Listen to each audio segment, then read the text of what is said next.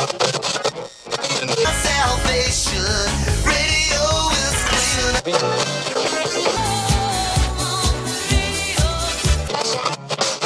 want to tell you about Texas radio and the big beat.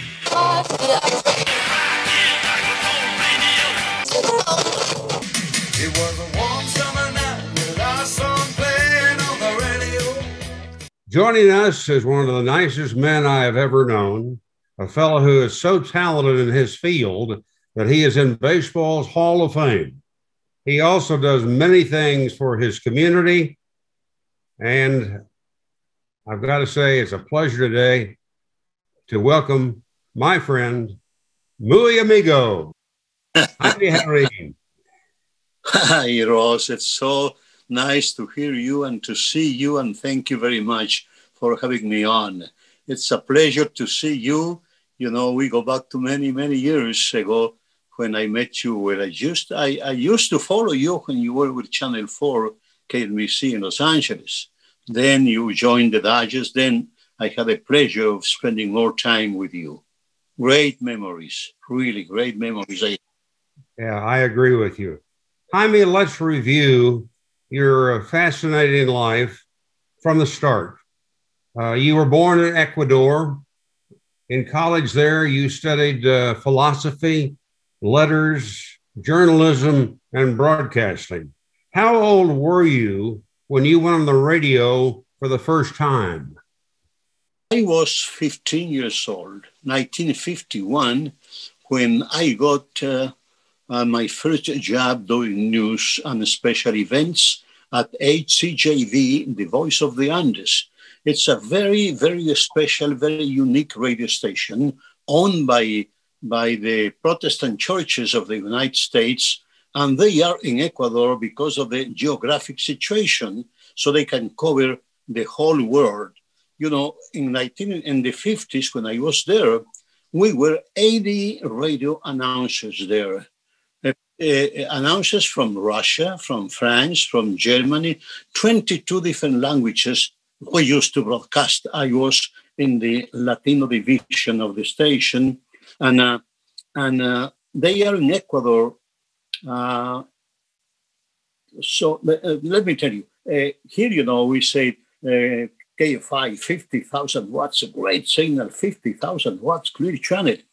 HCJB has a transmitter of 750,000 watts. They broadcast on that frequency in Russia and in Chinese. They are in Ecuador to cover the whole world because Ecuador is in the middle of the world. So the contract with the government is that they have to give 60% of their programming only classical music, semi-classical music, and Ecuadorian folkloric music. No commercials at all, and news and events. I end up being the number one announcer at the radio station when I was 17 years old, because I had the morning show, the news from 5 o'clock in the morning until 10 o'clock without stopping. News, more news, no commercials at all. That was a great experience for me, and I brought that experience here to the United States when I came to this country in 1955. Now, is that the same station where you were the announcer for the National Congress of Ecuador? Yes, for 3 years, I was the official announcer of the Senate of the National Congress of Ecuador on HCJB, but I was an employee of the Congress. What did you do with them? I used to open the sessions, and then I will go over the agenda of the things that were going to be discussed. Then I will introduce every senator that was going to speak, and then of course I will give a recap of the laws that they were trying to approve. They must have really thought you were talented because you were still just young, weren't you? I was 17 years old. At the beginning, you know, the porters at the doors that didn't allow me to get in. They thought that I was somebody that was wanting to be in there. But then I had my ID and everything. They allowed me there, but I was 17 years old, very young, very young. When did you start thinking about coming to the United States? I would say probably the last 2 years before I came here, because I had many friends that were Americans living in Quito, because the station used to broadcast in English, and the radio station was, they had the best grammar school in Quito. Later on, they have the best secondary school in Quito. Also, they had the first private hospital in Quito, the Hospital Los Andes. So all the technicians were Americans. So we had about 3,000 Americans living around the radio station. So I met many people there. Then I was the announcer of the #1 program on Sunday nights at 8 o'clock at night. I was the announcer of the program. It was with live programming. So many people, probably between 40 and 50 people, used to come to the auditorium to see the show and to hear the program. And among them was very often the American consul in Quito was there. So I became a friend of his. And one day, half serious, half kidding, I told him, I would like to go to the United States. He thought that I wanted to come as a tourist. He said, no problem. How long do you want the visa? 3 months, 6 months, 1 year? I said, no. I want to go there as an immigrant. I want to take my family. I was recently married. Said I need a visa for Blanca, and later on for my son Jorge. So he said, come and see me in the office on Tuesday. So I went to see him. And in less than 24 hours, I had a visa for Blanca and myself to come to this country in June 1955. I arrived here into the United States on June 24, 1955, the same day that Sandy Koufax pitched for the first time in the Major Leagues. Wow. You were 19 when you left Ecuador. Where did you go? Yeah. Miami? No. I came directly to Los Angeles. I was thinking of going to New York because also I was thinking of getting commercial pilot license. I like to be a pilot. So I was going to go to the Tetelboro School of Aeronautics in New Jersey. So I was going to go and live in New York. But then I changed my mind. I started reading about the United States, and I saw the demographics of Southern California. I saw that there were so many Latinos here in Southern California. I said to myself, that's the place I have to go. So that's why I decided to come to Los Angeles. I came in a big ship, and we reached land in Tampa. And in Tampa, I took a Greyhound for 5 days to Los Angeles. Yeah.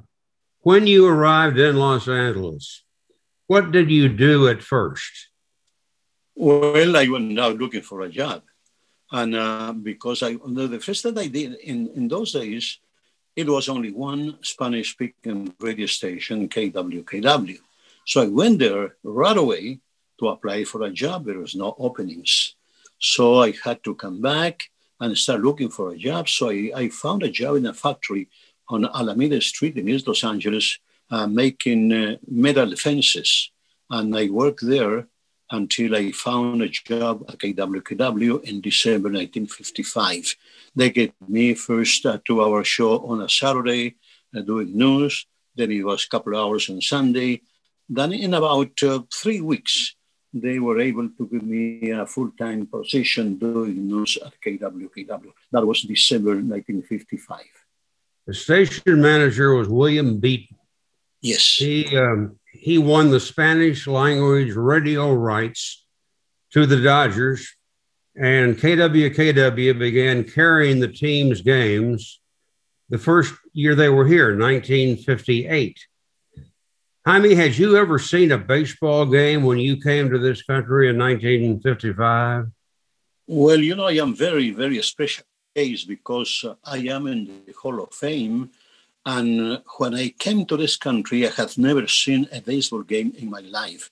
I have never seen a bat or a baseball because in Quito, they don't play baseball at all, at all, at all. In Guayaquil, they played lots of baseball, but not in Quito. So when I came to these countries, when I first saw baseball, and it was October 1955. I had been here for 3 months, and 3 years, when, I'm sorry, no, it was 1955, the summer that I arrived here. I saw people around radio receivers and TV receivers watching this game that was being played in New York. It was the World Series between the Yankees and the Dodgers. And I inquired around, I said, what's that? So many people in restaurants, in hotels, and in businesses, everywhere. Everybody was watching this game on TV and listening to radio. So they told me that's the World Series in New York between the Yankees and the Brooklyn Dodgers. So I became interested because I was very sports-minded.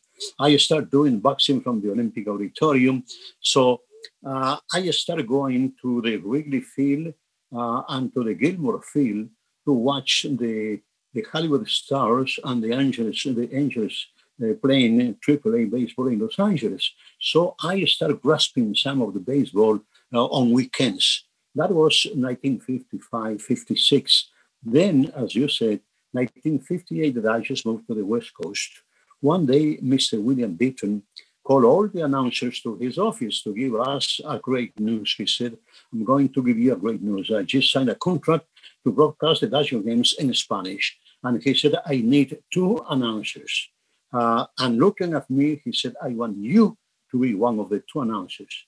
And I said, Mr. Beaton, thank you very much. But now I know a little bit about baseball, but I don't think that I should be in front of a microphone relating baseball to the audience because I don't know much about baseball.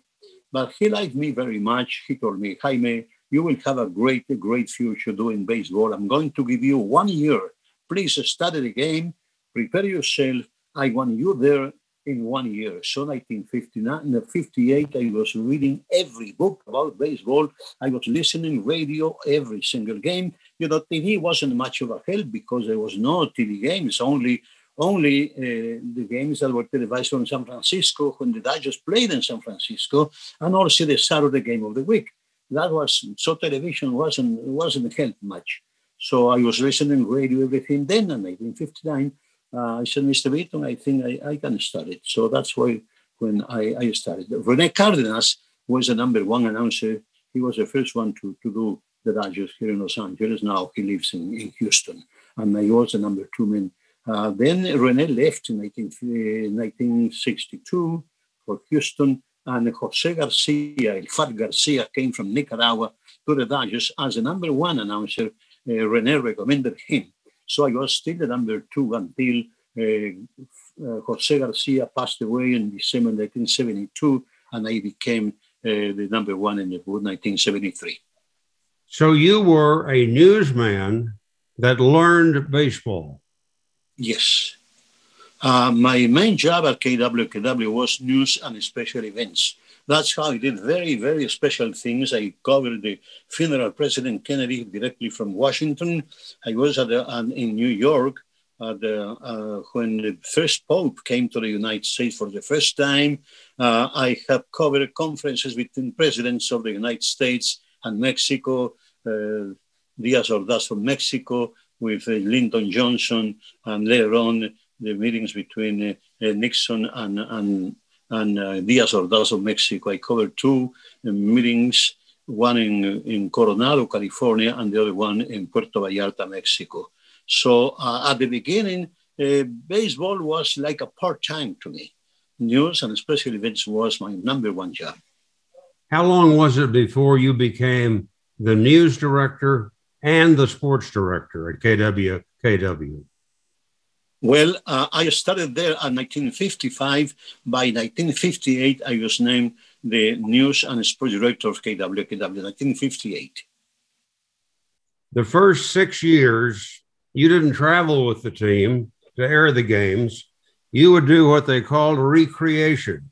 And for anybody who doesn't know what that was, you would be in a studio at the radio station, listen to Vin Scully and Jerry Doggett on the Dodgers English-speaking network, and describe what was going on at the ballpark. You're bilingual. Was that still difficult for you at first? It was extremely difficult because my English was very limited, still is. But you know, the only one game a week was televised, so we couldn't watch TV and do the game like they do now in recreations. Before me, they used to recreate in English, but they used to be one inning or half an inning behind. They will take the game from the teletype or the ticker system, and they recreate. But in our case, we were simultaneously on. We had a line between the ballpark and the radio station in Pasadena. Rene and myself, we used to go to the studio there, and we used to listen to Vin and listen to Jerry. And we were simultaneously on strike, ball, foul, foul. When it was a difficult play with men on base and let's say a double or a triple, we had to wait until the play was over to come on with the play.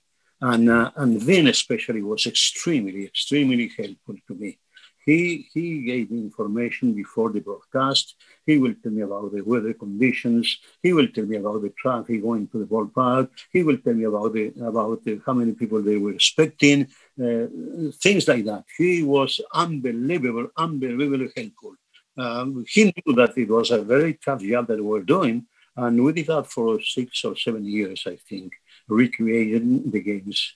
But it was practically a translation of what Vin and Jerry were saying. Here is what Vin Scully said about you. How Jaime did it, to me, is truly remarkable.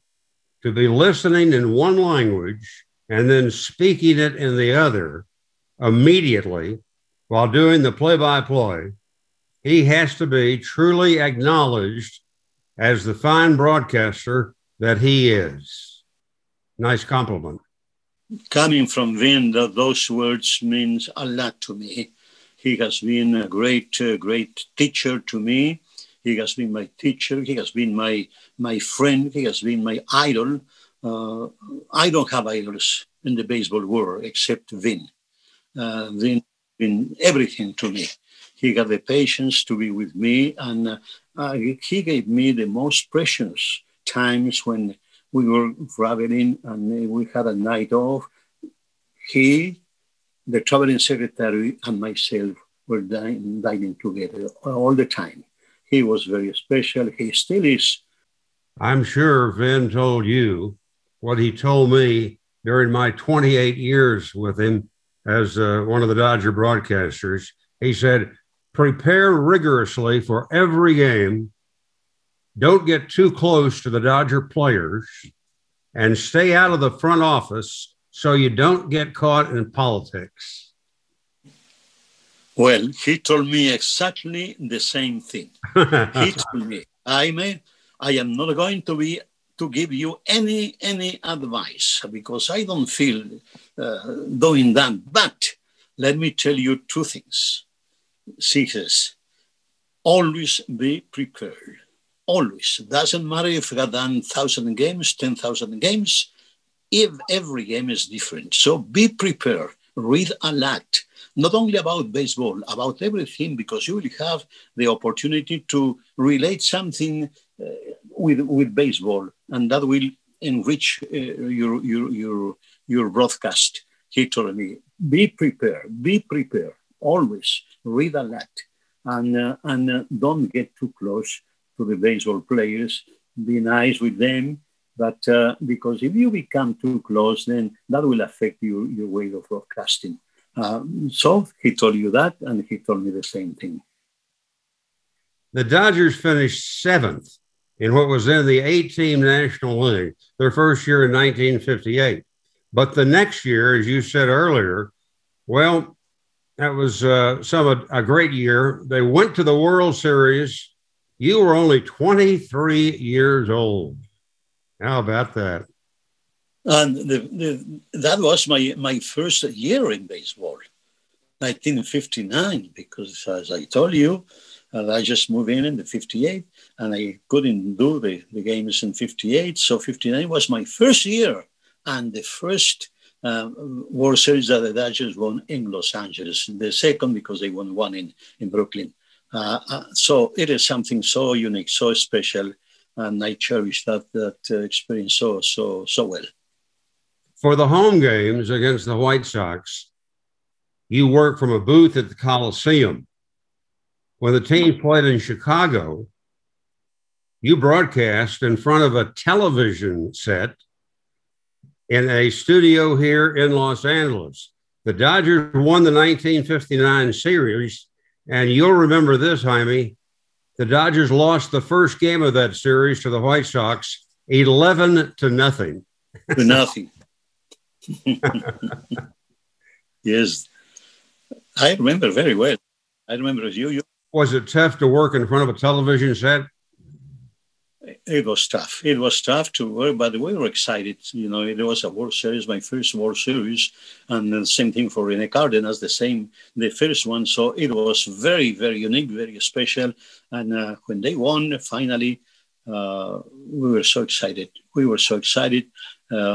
participated later on and on all the festivities that the Dodgers had after winning the World Series.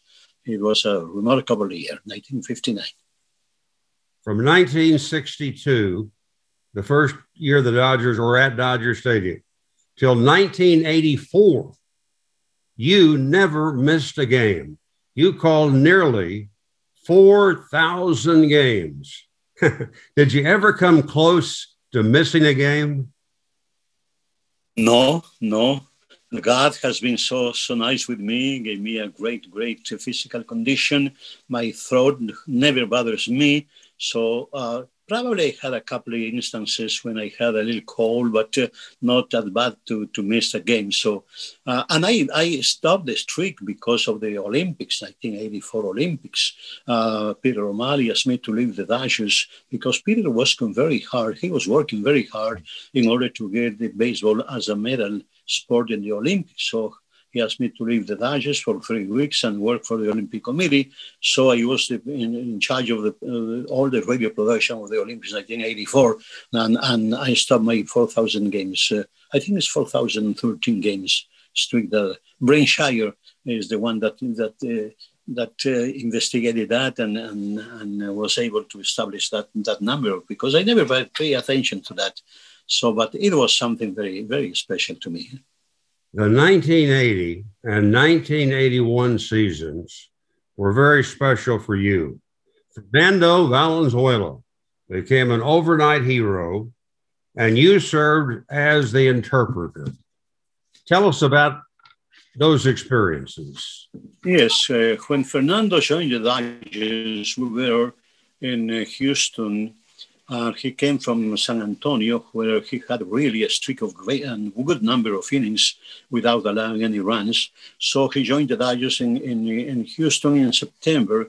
We were on the road. He didn't pitch in Houston. Then we moved to Cincinnati. He didn't pitch in Cincinnati. Then we went to Atlanta, and he came into a game. And the first batter that he faced was Bruce Benedict, the catcher from the Atlanta Braves, and kicked a fly ball to center field.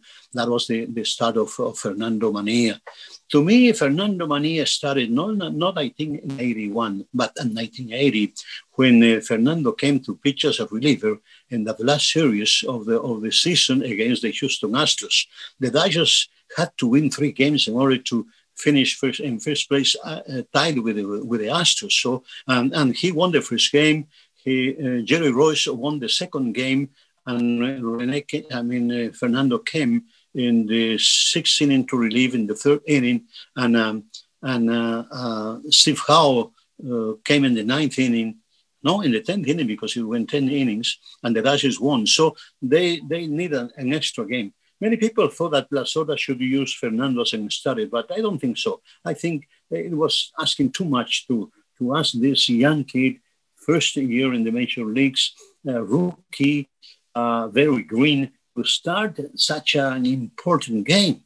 So Dave Gortz started the game, but by the 3rd inning, the Astros were winning 7-1. Bert Hutton allowed, he was a starting pitcher, allowed 4 runs. Then Sutcliffe came and relieved in the 3rd inning, and he allowed 3 runs. So it was 7-1 ahead of Houston when Fernando came into to pitch into the game in the 7th inning. But that's when people realized how special Fernando was. Then we have 1981 season. Fernando got the assignment to start the game, and he won the first 8 games, 5 of them as a shutout. When Fernando came to the Dodgers in 1981, as started, they need somebody to translate for him. At the beginning, they asked Manny Mota, who's a first base coach, to help translating for Fernando, and also Pepe Frias, who was the second baseman, who became very close to Fernando, probably the closest friend that Fernando had the first 2 years in the Dodgers organization. So, but then Fred Clare, who was the head of publicity, he thought that it was not really good to use players or coaches helping Fernando. So he came to me and said, Jaime, as you work for the Dodgers, you are with the Dodgers everywhere, you travel with the team, could you help Fernando translating for him? And I said, fine, that will be fine. So that's how I started to helping Fernando. Did Fernando know more English than he let on? Later on, yeah. Now he speaks very, very good English. But the first 2 years, really, he couldn't speak any word. He couldn't understand any English at all. He needed help, no question about it. But he was always on top of everything. Even though he didn't understand English, he didn't speak English, he knew exactly what was going on around him. And we went to cities where we had press conferences that were very difficult for Fernando, New York especially, when we went to New York for the first time, there were about 100 newspaper men waiting for us at the airport and going to the Shea Stadium. But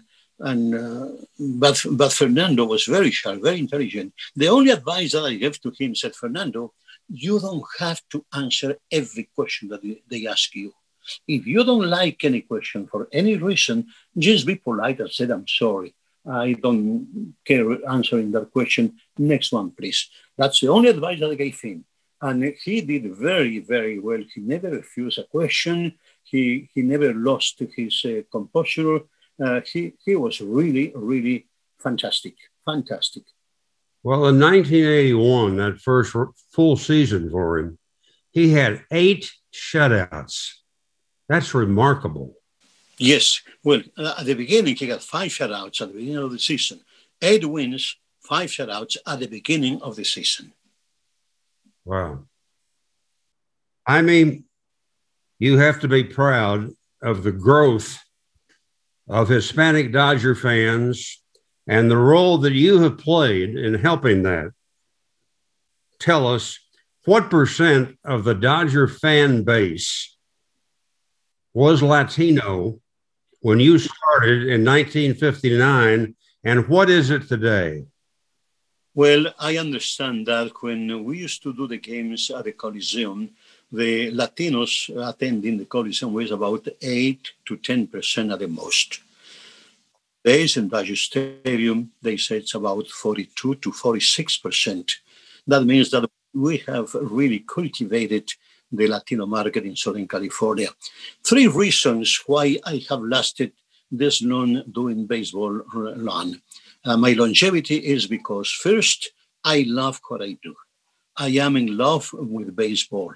Nothing better for me to be doing baseball. I love the game.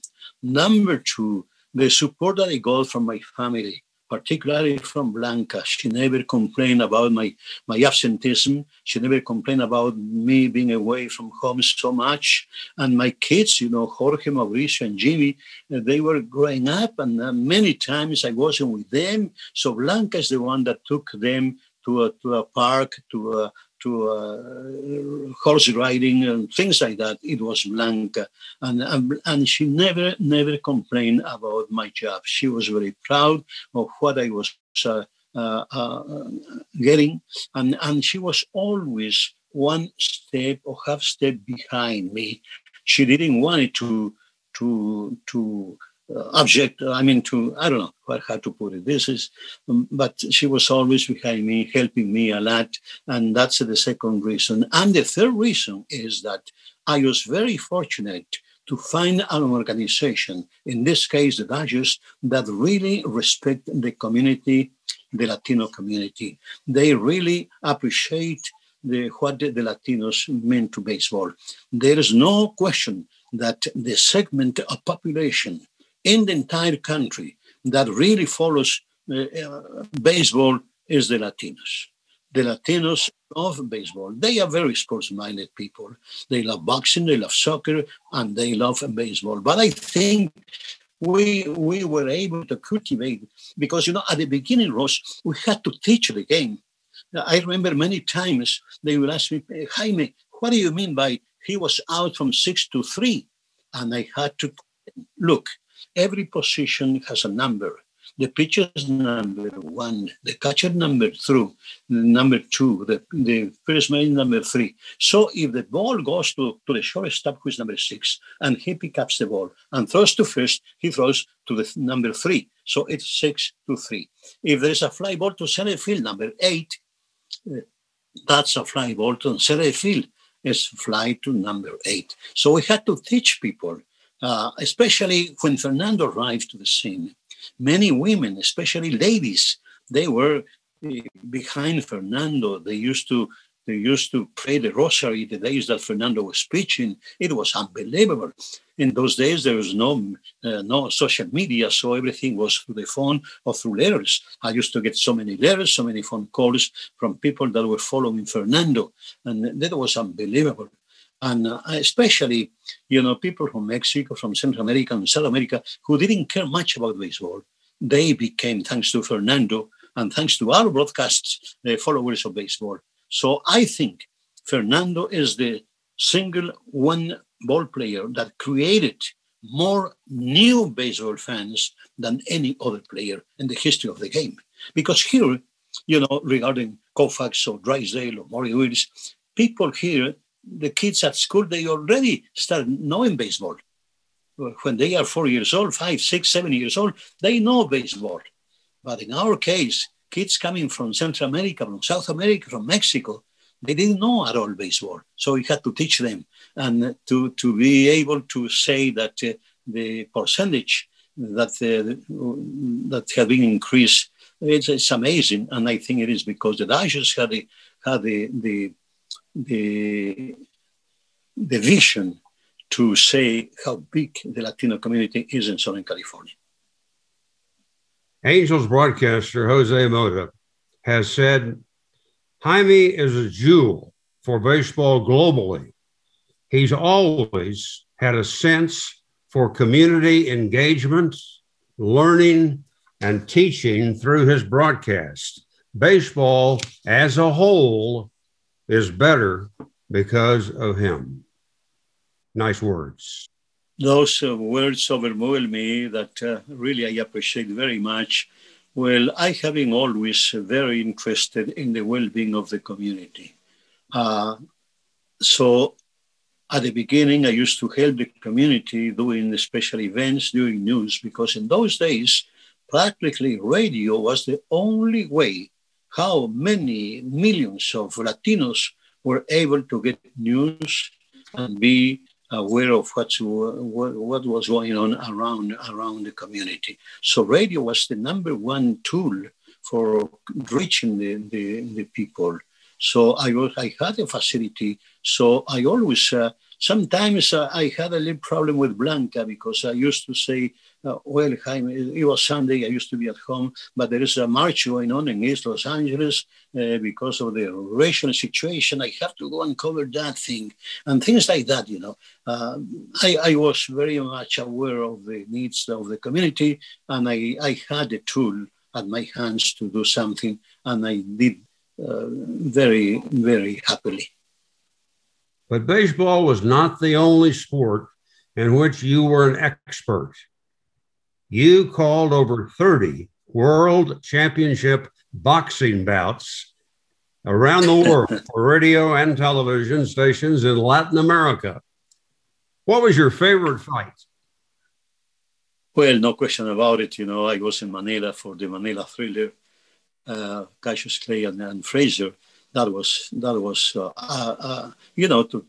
say that both fighters went to the hospital after the fight. Tells you how important the fight was. It was an unbelievable fight. The conditions were so bad. It was so hot. It was raining. The fight was at 10 o'clock in the morning. So many things, before the fight, Muhammad Ali or Cassius Clay used to go running the streets around the arena, talking about the fight. And it was a unique fight. Yes, I was very fortunate to do many championship fights. I did all the championship fights of Mexican fighters here in Southern California, the days of Pajarito Moreno, the days of Pimentel, so many of those, all those. But I did fight from Paris between Mantequianapolis and Carlos Monzon from Argentina, from Paris. Then I did fights from Monte Carlo, from Rome, from Milano, Monzon and Benvenuti. And I did a fight from Japan. Mexican fighter Saldivar was defending his title there. So I have done my good number of fights. I did many fights from San Juan, Puerto Rico, from Las Vegas, from Houston, championship fights. So I enjoy doing fights, totally different than doing baseball. Because in doing fights, it was going to the city the day of the fight, do the fight, and come back the next day. No time for going around and no time for commentary. It was just a description of blah, blah, blah, the fights. So it's different. And baseball, you have to fill the time, because lots of time you have to fill. So I enjoy doing both things. I stopped doing boxing about 15 years ago. It was too much for me to be doing baseball and fights. But your favorite was the Thrilla in Manila, as they called it. Yes. Jaime, you have been honored so many times, I cannot mention them all. But here are a few. The highest civilian medal from your native Ecuador, your induction into the Baseball Hall of Fame in 1998, a star on the Hollywood Walk of Fame. You have announced 25 World Series, 6 of them won by the Dodgers, 19 All-Star games for various networks. Now, in your 8th decade as a Major League announcer, about to start your 63rd season with the Dodgers, making you the longest tenured active baseball broadcaster in the major leagues. Quite a career, my friend. Yes, it has been a great ride for a young kid who was 19 years old, who came from a very small country in South America without knowing much of English, without knowing nothing about baseball. Yes, I have been blessed. I have to add to what you said. Now I am I think about 6 Hall of Famers now. I have in Cooperstown, then there's the Latino Hall of Fame, there is the Caribbean Series Hall of Fame, there is the Latino Museum Hall of Fame in San Francisco, 6 museums in total. Some of my remembrances have been in Washington at the Smithsonian Institute in Washington. So God has been so generous with me. And the community has been so wonderful with me because, doing radio and doing TV, if you don't have the numbers, you are not going to last the time that I have lasted. So it's amazing that right now I am the senior of all announcers, radio, TV, in any language in the Major League Baseball. And the second behind Vin with the Dodgers. And it's really, really unbelievable. I stop, I think, and it's hard to believe, but it's true. And I have enjoyed very, very much. I have been blessed having the best seat in the house, in Dodger Stadium, and serving millions of people. I have done now 29 World Series, counting the last 3 with the Dodgers. And I have done, I don't know exactly how many no-hitters, probably 23 or 24 or something like that. So really, it has been amazing. It has been amazing. And I am humbly very excited to recognize those numbers. Jaime, do you think there's any announcer in the world who is still on the air as long as you've been on? The only thing I can tell you is that the announcers that started with me are gone. No, not a single one alive in Ecuador. Here in Los Angeles, in Spanish radio at least, there is no one on from the 50s when I started here in 1955. So for me, it's very tough. Probably in some other countries, in Europe, in the Far East, somewhere could be someone active as long as I am. You've been on 70 years. 70, yes, 70, since 1951. Jaime, I would like your son Jorge, who is retiring after 6 years working with you on the broadcast and the radio booth, to kind of join us now because he's one of our favorites. Yes, Ross, you know, it has been my great blessing to be working with Jorge. He has been behind me all the time, and now he is taking care of me. He wants to be sure that I am not going out on this epidemic now. So he has been amazing. Like my other son, Mauricio, I have been blessed with 2 great sons. All right.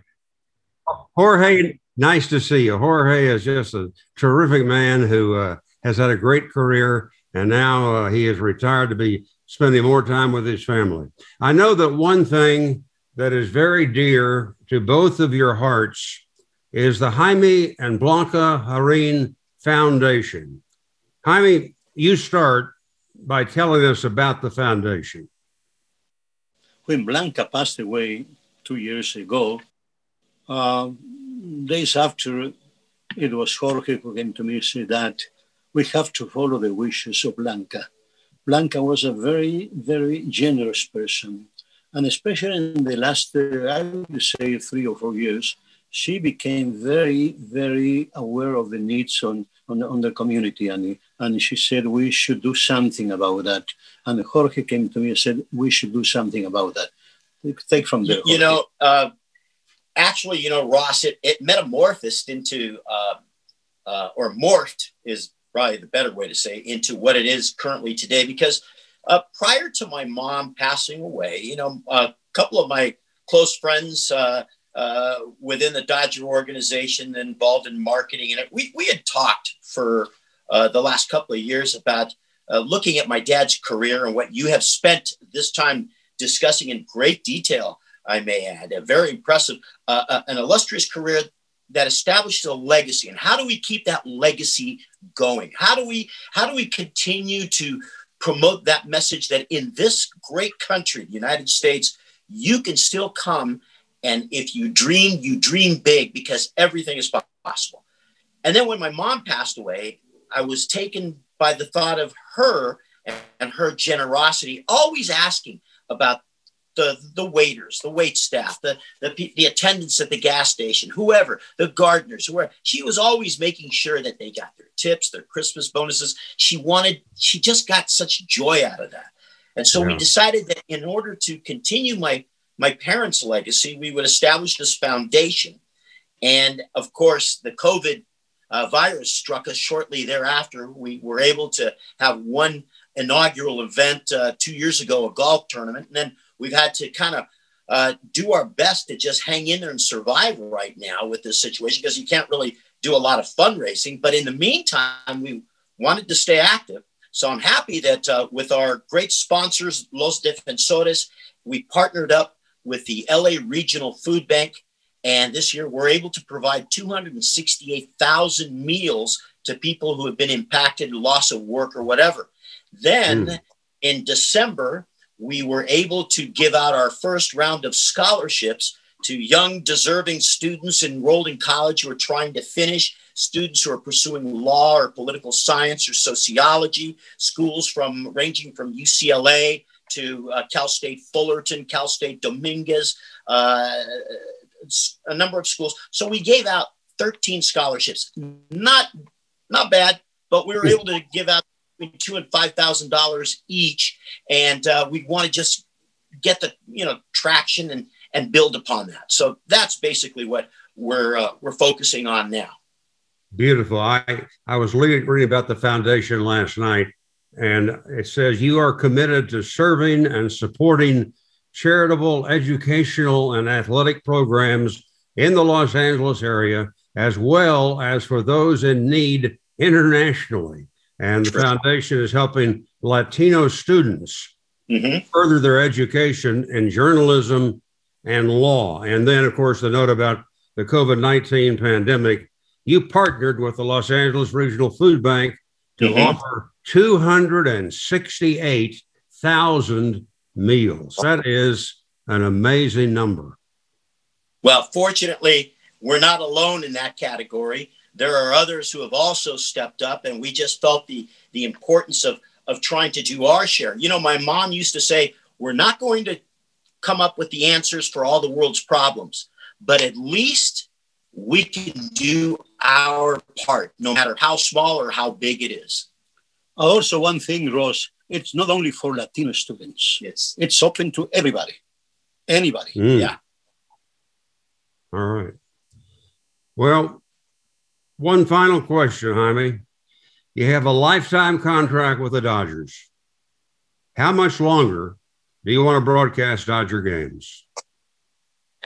It's very tough for me to say right now, but if I keep feeling as well as I'm feeling right now, I will keep doing the games because I love what I do. And if the Dodgers wanted me to continue, I will be doing that. But I think I will be doing at least 2 more years, at least. And hasn't it been wonderful that after a 32-year drought, the Dodgers won a world championship, Jaime, for you?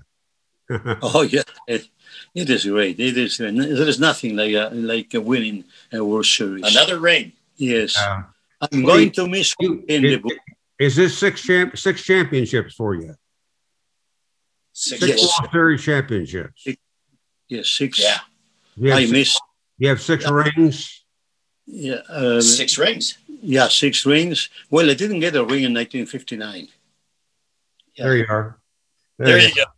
1988. Yeah.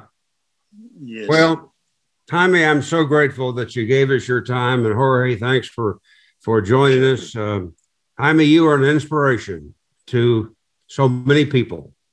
Stay well, my friend. Ross, thank you. Thank you very much from the bottom of my heart. You know that I love you. I love Lynn.